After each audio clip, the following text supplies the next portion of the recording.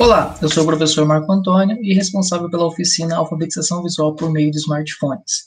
Na aula de hoje, a aula 4, nós vamos falar um pouquinho sobre a história da fotografia, tá bom?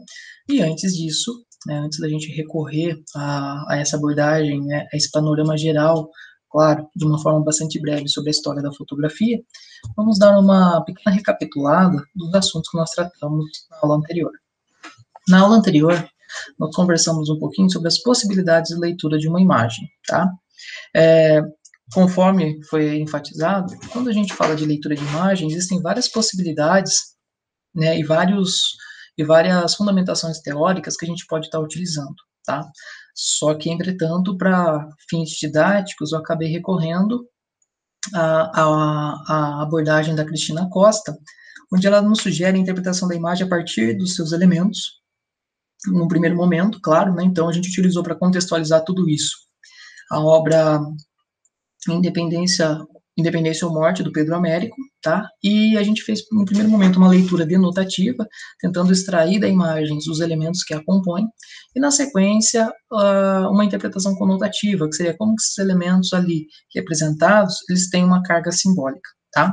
A partir disso, então, a Cristina Costa, ela nos coloca assim, a partir de identificado um aparente tema ou uma figura central, a gente pode recorrer ao título, que naquele caso foi Independência ou Morte, então, Independência no caso do Brasil, então a gente já pôde perceber que aquela figura de destaque correspondia à imagem de Dom Pedro.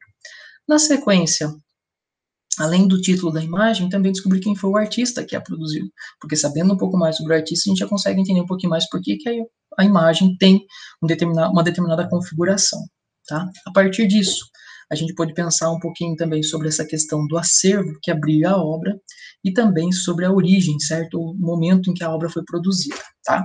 Então, de uma maneira geral, a Cristina Costa também, ela além desses elementos, ela coloca assim que a gente pode pensar uma imagem de uma forma intertextual quando a gente faz comparação desse tema com outras imagens também a ela associadas, como, por exemplo, você pensar a ideia de configuração. E para ilustrar isso, utilizamos a imagem, né, com o tema da independência do Brasil, a pintura do Pedro Américo e a pintura do François Moreau, tá bom? Então, ali nós tínhamos duas interpretações bem diferentes sobre o mesmo tema, tá? E avançamos, além dessa ideia de pensar uma pintura, a gente pode pensar também essas cargas de interpretação também na fotografia, com base naquela imagem de um soldado, né, que está sendo ali cuidado pela Marinha Americana, onde de um lado você tem um soldado segurando ele com um rifle, né, na mão, com uma arma na mão, e o outro está segurando ele com um cantil. Então, é uma imagem que no conjunto representa uma ideia um tanto humanista, mas que se você olha ela fracionada, ela vai nos dar duas interpretações possíveis, né? Então, isso mostra o quanto as imagens, a partir de um ângulo de tomada, ou a partir de um recorte da realidade, elas podem interferir no nosso comportamento, no nosso pensamento até mesmo, tá bom? E vamos lá. Hoje, então, a gente vai falar um pouquinho sobre a história da fotografia. Por que é importante a gente conhecer um pouquinho da história da fotografia e por que a fotografia? Conforme já destacado lá na aula 1, né, com os estudos de Walter Benjamin e Wilhelm Flusser, a gente percebeu um pouquinho que a fotografia, ela é um marco, é um divisor de águas, vamos assim dizer, na história das técnicas e da produção de imagens. Antes da invenção da fotografia, a maior parte das imagens, ou melhor, as imagens como um todo, elas dependiam de uma habilidade manual, né, ou seja, do desenho, da pintura, e a reprodução dessas imagens ela era ainda muito escassa, tá bom? Nós, obviamente, temos essas técnicas de produção de imagens bastante antigas, que é o caso da estilogravura, que é bem popular, né, embora seja uma técnica também de origem oriental, mas ela também é bastante popular nos dias de hoje na região nordeste do nosso país por conta da literatura de cordel, né, em que se utiliza uma matriz de madeira. Você grava ali a imagem e depois você passa a tinta e tira quantas cópias, né, você quiser. A imagem, então, mesmo tendo, né, as técnicas de impressão, elas ainda dependem de uma habilidade manual. Então, somente com a fotografia é que essa técnica de produção e, posteriormente, de reprodução de imagens, elas vão exigir menos da habilidade manual e vão exigir mais, pelo menos no primeiro momento, do conhecimento de manusear o aparelho, tá? Só que, entretanto, à medida em que o aparelho de fotografia ele foi sendo popularizado, ou seja, utilizado pela grande maioria das pessoas, todo esse conhecimento técnico ele acabou ficando restrito a quem programa os aparelhos e as pessoas cabem unicamente esse prazer de fotografar. Tá?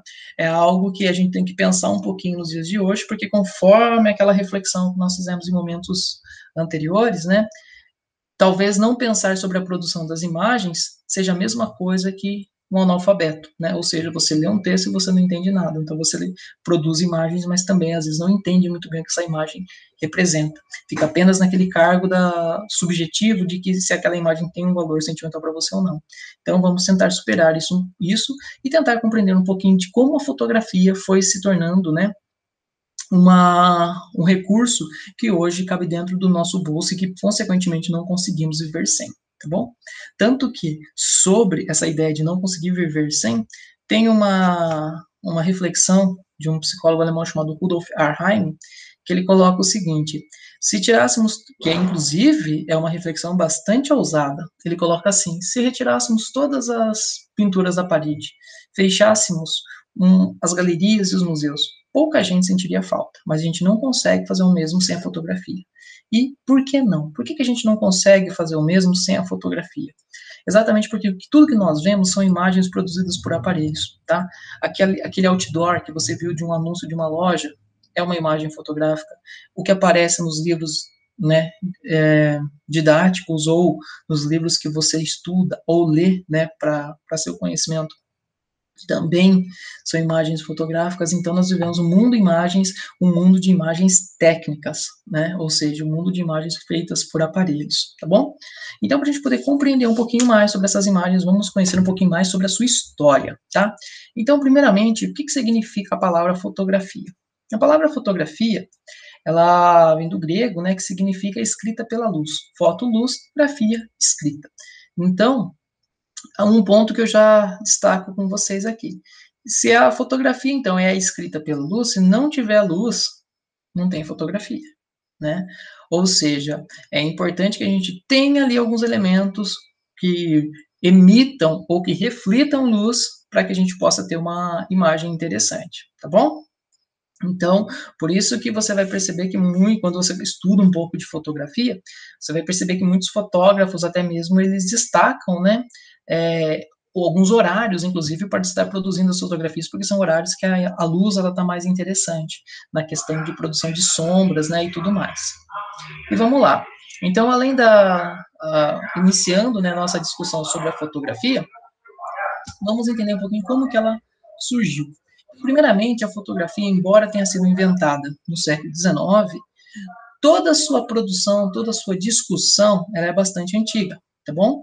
Por exemplo, a primeira discussão assim sobre a fotografia, ela já tem início lá na Idade Antiga com um conceito chamado câmara escura, tá? Que inclusive o próprio filósofo Aristóteles chegou a escrever sobre ela. Tá?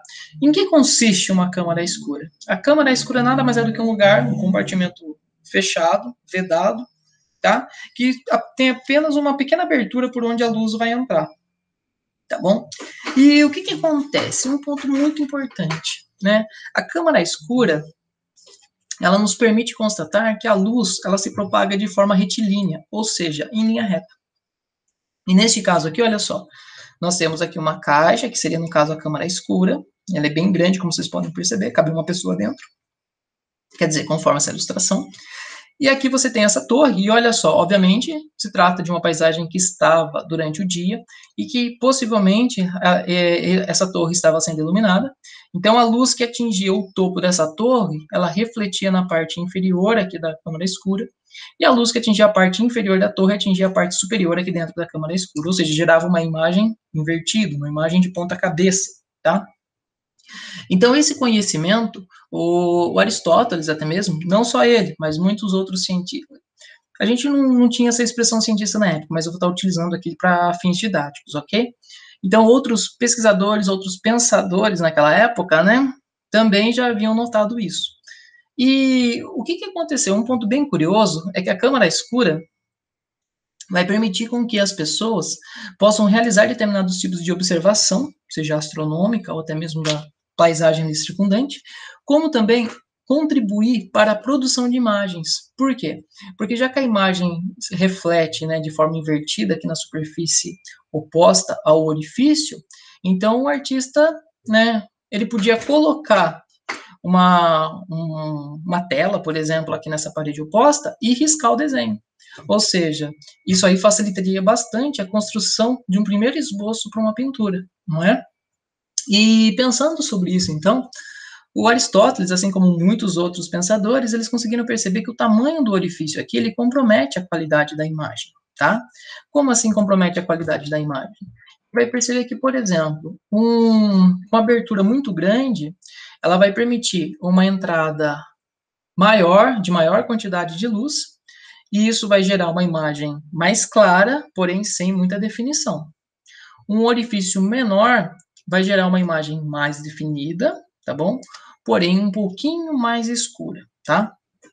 Esses conhecimentos, né, eles foram bastante aprofundados ao longo da história e eles estão presentes até hoje na nossa câmera fotográfica, seja numa câmera propriamente dita ou, no caso, no nosso smartphone, tá bom? Para a gente poder compreender um pouquinho sobre esse processo óptico, né, de propagação retilínea da luz, aqui eu tenho uma sugestão, tá bom? Que vocês podem fazer, né, vocês podem tanto assistir alguns vídeos, que depois no final eu vou dar essa sugestão, ou até mesmo produzir, né, é algo que não é caro, baratinho, que é produzir a sua própria câmara escura para fazer observações, tá? E como que é isso? Simplesmente você pega uma latinha de alumínio, tá bom? Deixa o interior dessa latinha preto. Você pode utilizar papel cartão preto ou você pode pintar de preto. Eu sugiro sempre que você utilize tinta fosca, tá? Por quê? Porque se você utilizar tintas brilhantes ou papéis aí brilhantes, né? Eles vão refletir luz e isso vai complicar a sua visualização da paisagem aí circundante, tá bom? E do lado oposto da sua latinha, que você cole, então, uma folha de papel vegetal, tá bom? E aqui no fundo da sua latinha que você faça um pequeno furinho com praticamente o diâmetro aí de uma agulha, tá?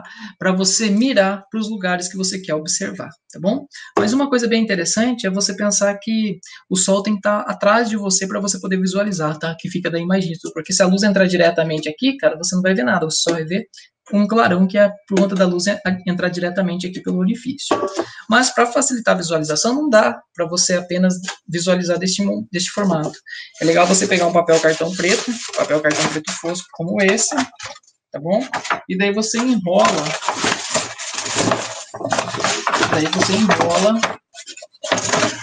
ao redor da latinha aqui, tá bom? Daí o que acontece? Assim como mostra essa ilustração, olha, você tem a latinha de alumínio, você tem aqui um pequeno orifício e esse papel cartão enrolado ao seu redor, formando esse cilindro, onde você vai poder colocar o seu rosto aqui e assim observar a paisagem. Aqui você pode deixar solto, né, para facilitar, às vezes, se você caso queira guardar. E para ficar bem rente aqui à latinha, você pode usar elásticos, né, para ficar mais firme.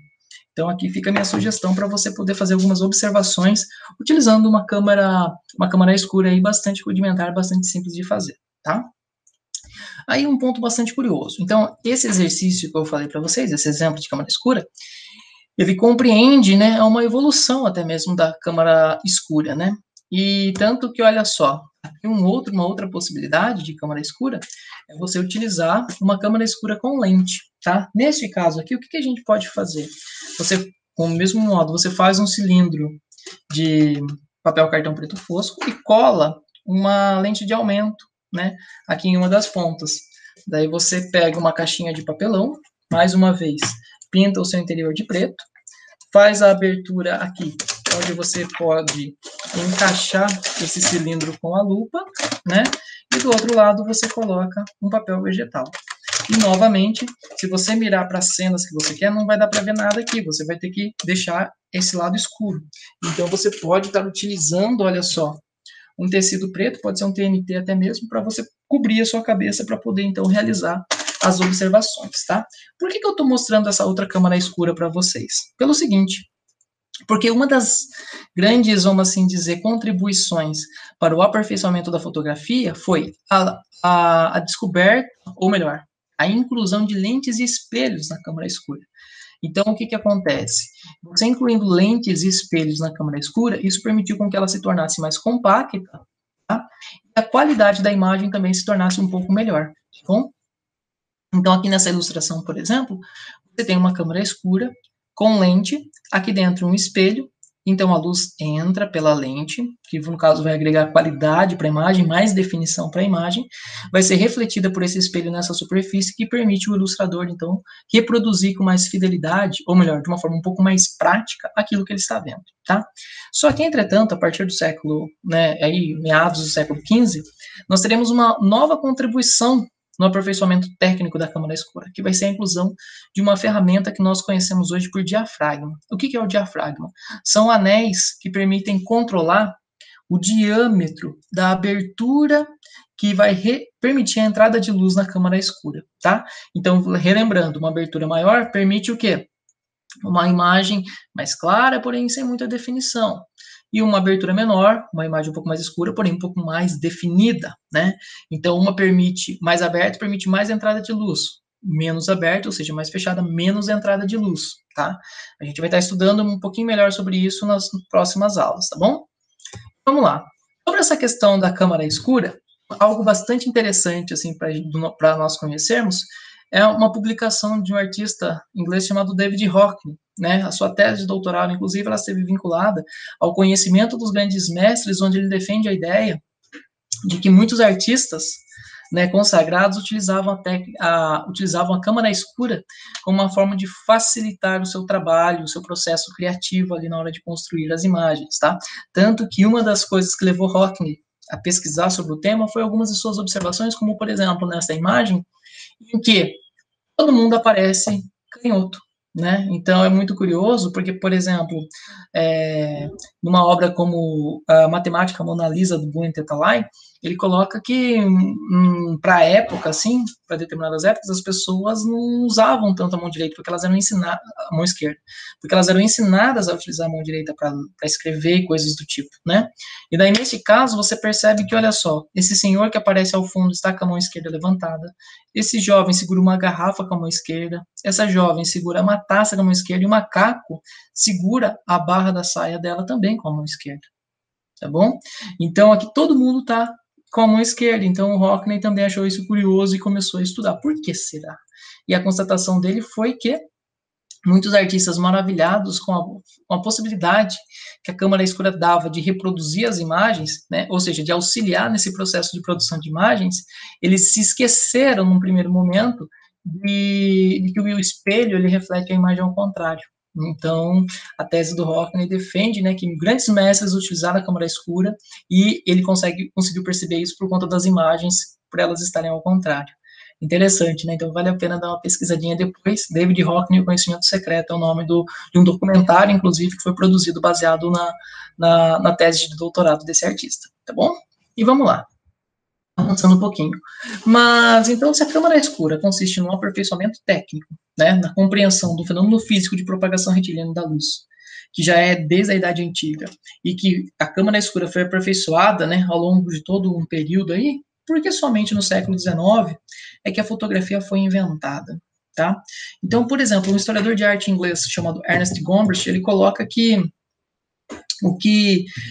o contexto favorável para a invenção da fotografia foi o século XIX, devido às transformações sociais e também até mesmo por conta de um movimento artístico que já estava surgindo, que é a questão do realismo. Então, essa ideia de você não ter tanto uma imagem que valoriza muito esse aspecto do ideal, e sim algo mais assim vinculado à realidade, mais ao concreto.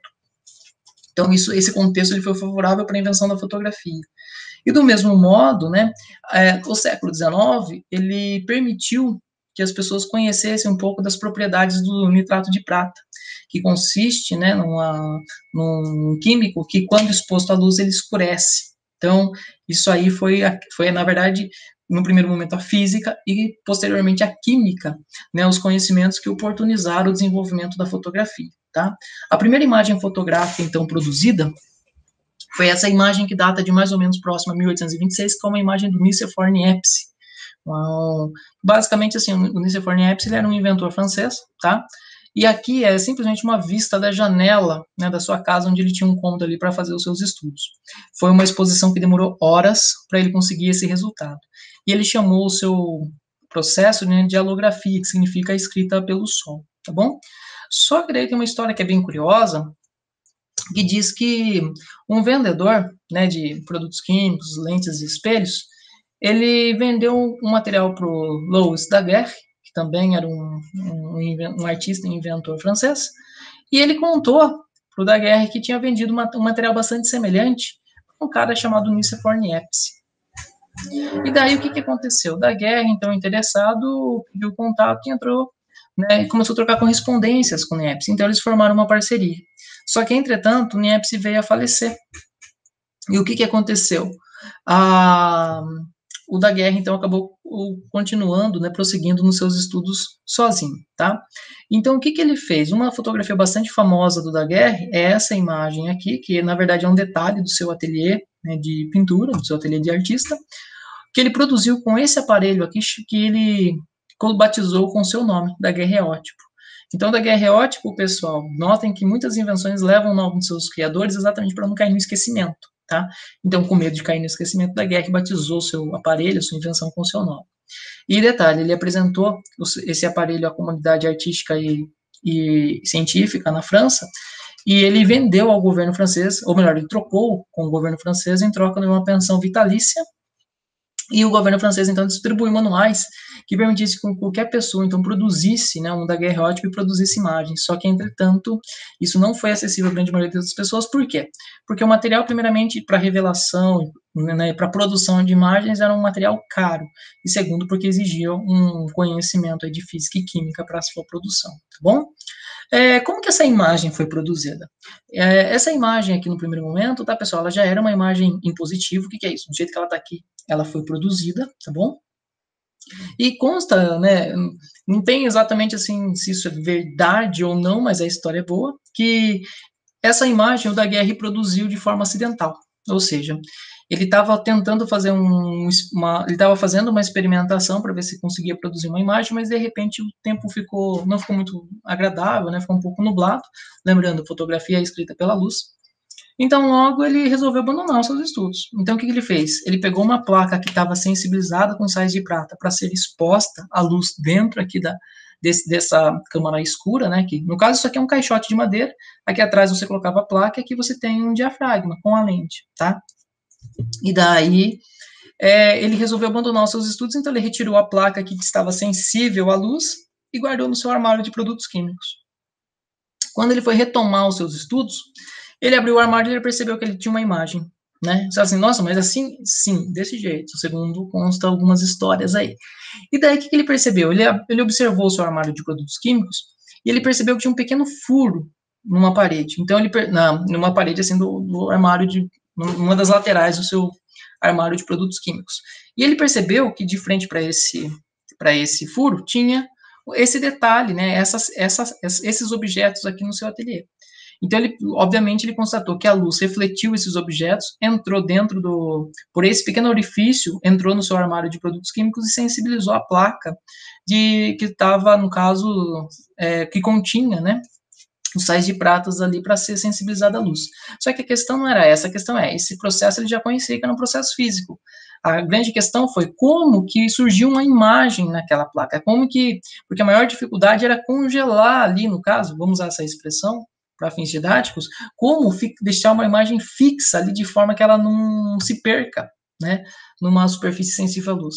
Então, ele foi por tentativa e erro, né, ele foi analisando todos os elementos, todos os componentes químicos que ele tinha dentro do seu armário, e uma constatação possível é que o responsável por produzir as imagens tenha sido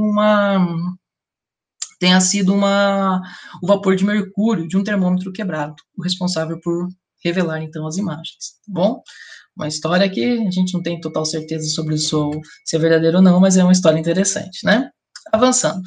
O Brasil também teve a sua contribuição na história da fotografia, pessoal. Então, inclusive, temos um pesquisador na USP chamado Boris Kosoy, e a tese de doutorado do Boris Kosoy culminou nesse livro aqui, né? A Descoberta Isolada da Fotografia no Brasil. o Hercule Florence, ou Hércules Florence, como vocês preferirem. O Hércules Florence ele veio para o Brasil participando de uma expedição artística e científica, e ele acabou se instalando aqui no Brasil, numa região bem próxima a Campinas. Só que a intenção do Hércules Florence, no primeiro momento, não era apenas a produção de uma imagem de forma técnica, mas também, como vocês podem perceber aqui, olha, a produção em série de informações, e nesse caso aqui eram rótulos, né, de produtos farmacêuticos. Então, o Hércules Florence ele tinha essa ideia bastante assim utilitária, até mesmo para a produção seriada de imagens, né? Infelizmente, ele faleceu sem o seu reconhecimento, né? Exatamente porque antes dele apresentar as suas ideias, o daguerreótipo do Louis Daguerre vai vir aqui para o Brasil, né? Inclusive vai encantar Dom Pedro. E toda a memória do Hércules Florence vai ficar um pouco assim esquecida e vai ser resgatada por Boris Kossor, então esse professor da USP, tá bom? E hoje, no caso, o Brasil tem uma grande participação na invenção e na história da fotografia. Hércules Florence, por exemplo, depois da tese do Boris Kossor, ele conseguiu o título de pesquisador isolado da fotografia, levando em consideração que naquela época a correspondência era muito difícil, né? Saber que a pessoa estava pesquisando uma coisa semelhante a você era muito difícil. E no caso, a fotografia, então, teve vários contribuintes. Teve o Nicéphore Niepce, Louis Daguerre e também Hercule Florence. Mas, além do Hercule Florence, teve um outro cara também que também exigiu a patente da fotografia, que foi o Henry Fox Talbot. Talbot era inglês, e ele era médico, né, e tinha um conhecimento bastante avançado em química, e ele desenvolveu um processo que quem é das antigas, né, conhece fotografia de filme ainda, foi ele quem desenvolveu o processo de fotografia em negativo, tá? Então, a primeira imagem produzida é essa em negativo, igual no seu celular, quando você deixa no formato na configuração em negativo, a imagem fica ao contrário. Então, neste caso aqui, ele deixava a primeira imagem obtida pelo seu processo, né, fotográfico, lá a imagem era em negativo, e a partir desse negativo, você podia tirar quantos positivos você quisesse, que nesse caso aqui é simplesmente a vista de uma janela. Então, essas fotografias antigas, por exemplo, elas têm um pouco dessa característica, tá bom? Desse modelo criado pelo Fox Talbot. Mas, entretanto, esse modelo do Talbot, pessoal, ele vai ser incorporado depois às experiências do Maddox. Né? O Richard Elich Maddox, o que ele produziu, cara? Ele fez uma experiência com uma emulsão de brometo de prata em uma emulsão gelatinosa, que ele vai chamar de chapas secas, né? E esse experimento do Maddox, pessoal, ele é muito importante, por quê? Porque quando você compra, por exemplo, um papel fotográfico, um filme fotográfico, né, das antigas, mesmo em pleno século XXI, você ainda encontra esse material, tá? Só que ele é sensível à luz, você não pode pegar ele, tipo assim, vou pegar ele agora e vou mostrar aqui, não, porque a luz vai fazer com que ele perca, né, a sua propriedade, então, no caso, ele não vai funcionar mais se você for utilizar, tá? Você só pode utilizar esse material num ambiente totalmente fechado, tá? Vedado de luz.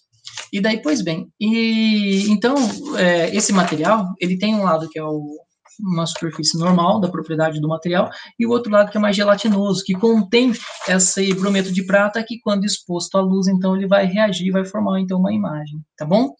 Esse processo do Maddox permitiu com que todo aquele processo que antes era muito demorado na fotografia, agora fosse mais rápido. E detalhe, que você não precisasse também revelar a imagem imediatamente após a exposição à luz, né? Então, isso você podia fazer em outro momento. Então, isso resultou num grande avanço para a fotografia. Só para vocês terem uma ideia, antes do processo aqui desenvolvido pelo Maddox, para as pessoas conseguirem uma foto, demoravam minutos. Então, eles chegaram até a inventar cadeiras que imobilizavam as pessoas para elas não se moverem, por quê? Porque se elas se movessem um pouquinho, a imagem já saía toda desfocada. Então, tem algumas cadeiras, se vocês depois buscarem no Google, vocês vão encontrar imagens que mostram essas cadeiras que parecem mais cadeiras de tortura, mas que, na verdade, eram para imobilizar as pessoas, para elas não se moverem na hora de fazer os seus retratos, tá? Mas, pois bem, quem vai popularizar a fotografia mesmo foi esse cara aqui, chamado George Eastman, tá? Um americano e fundador de uma das maiores empresas, né, de fotografia, embora hoje falida, que é a Kodak, tá? O George Eastman, o que ele fez?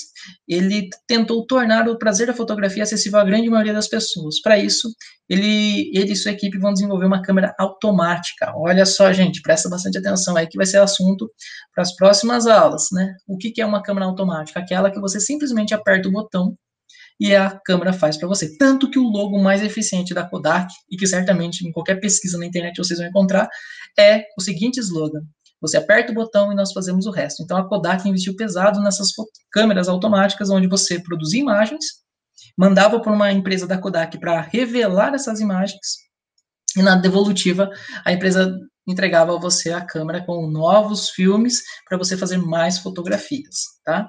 E uma história curiosa é que parece que o George Eastman escolheu o nome Kodak porque ele queria um nome que em diferentes idiomas tivessem a mesma pronúncia, o mesmo som, tá? Não sei se isso é verdade, mas uma história boa também, tá? E um pouco da evolução das câmeras fotográficas, tá? Então, algumas câmeras que fizeram história. Em 1925, a Leica, né, que é uma marca alemã, lança uma câmera no formato com um filme no tamanho de 35 milímetros, tá? Sobre essa questão do filme 35 milímetros, quando a gente for falar sobre os diferentes tipos de câmeras, eu vou explicar melhor sobre isso, tá? Em 1949, a Polaroid lança o primeiro modelo ali que já revela imediatamente a imagem. Em 84, a Canon, ou Canon, também apresenta a sua primeira câmera digital, mas, entretanto, não vai ser comercializada. Em 88, a Fuji lança a primeira câmera com cartão de memória. Em 1980, a Logitech Tican lança a primeira câmera, né, aí sim, digital, e que vai ser comercializada. Em 1995, a Casio lança uma das primeiras câmeras, né, com um visor de LCD. E a partir dos anos 2000, a gente tem a câmera fotográfica incorporada no aparelho celular, tá? Então, aqui nós temos todo um avanço, né, um histórico da câmera fotográfica, de como que ela foi sendo incorporada, né, no nosso cotidiano. Então, em outras palavras, à medida em que o aparelho fotográfico ele foi se tornando mais simples de mexer, e a câmera fotográfica foi se tornando mais compacta, isso facilitou, né, a utilização dela por diferentes usuários, e mais ainda com a incorporação dela pelos smartphones, tá bom? Só uma curiosidade, a Kodak, pessoal, ela, na verdade, ela produziu a primeira câmera fotográfica digital, mas ela não revelou isso para o público, ela produziu isso por volta de 1975, mas ela não revelou isso para o público com medo de, vamos assim dizer, de se complicar, porque a Kodak era uma grande empresa de produção de químicos para revelação de fotos, de filmes e entre outras coisas, né, mais para o ramo analógico. Então, apresentar algo digital, o que ela faria com o estoque, né? Então, ela escondeu isso, mas, entretanto, muitas outras empresas também estavam interessadas no novo modelo de produção de imagens e isso aconteceu, tá bom? Vamos lá. Sugestão aqui para apreciação, pessoal. Aquele canal no YouTube do Manual do Mundo, ele tem um vídeo que ele fala sobre a fotografia com uma latinha. Então, aqui eu tenho essa sugestão para vocês. Lá é um vídeo bastante didático, que vai mostrar um pouquinho, que vai nos dar uma ideia, por exemplo, de como que era esse processo de revelação da fotografia à moda antiga, beleza? Então, quando possível, assistam lá e nos vemos na próxima aula. Belezinha? Me despeço por aqui e até a próxima. Tchau, tchau.